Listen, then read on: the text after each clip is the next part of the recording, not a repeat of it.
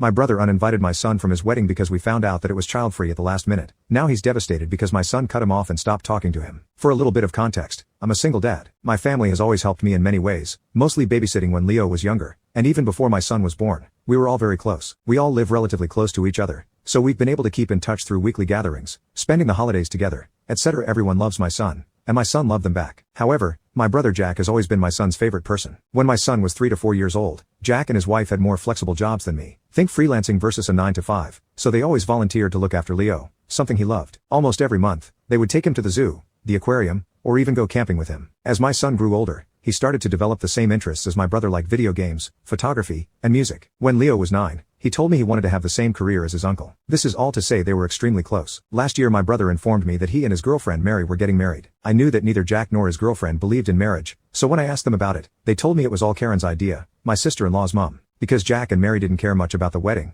and since Karen was paying for it, they let her plan everything, from the venue to the food, music, etc. Karen decided to plan a destination wedding at a fancy resort. In July of last year we received the invitation, and it was addressed to my son and me. I even had A+1 if I wanted. And as soon as the website went up, I tried to make a reservation for our hotel room. I should clarify that I had to call the hotel to make my reservation because the link wasn't working, and I couldn't risk not getting a room. When I received the email confirmation, it said room for 2 adults, but I didn't think much of it and assumed it was an error due to the language barrier with the hotel guy. I also bought the plane tickets for us around the same time. Fast forward to January, less than a month before the wedding, when my sister-in-law called me crying, saying that Karen had made a mistake with the venue. The resort was for adults only, so they didn't allow anyone younger than 16. My son was 13 at the time. I asked her if it would be possible for Leo and me to stay in another hotel, but they told me the whole resort was child-free, so my son wouldn't even be allowed to attend the ceremony or the reception. I was disappointed, and I told my sister-in-law I'd talk to my son about it. I knew how excited he was about his uncle's wedding, but she insisted both her and Jack wanted to tell him in person. Honestly, my son was devastated. He started crying as soon as he was told he couldn't go. He pleaded with them and even offered to give them all his savings so they could move the wedding. After 30 minutes, my sister-in-law got frustrated and just told him that he was being selfish and that this day wasn't about him. Leo eventually apologized and went to his room. After the wedding, my son just stopped talking to my brother. If Jack sent him a message, Leo would ignore it unless it had something to do with me. For example, he would only reply if Jack asked him to tell me something because he couldn't reach me, etc. On our family gatherings, Leo would only respond to small questions like can you pass the salt? Or help grandma with the plates, but he would ignore my brother if Jack or Mary tried to start a conversation or ask him about the school, etc. A month after the wedding,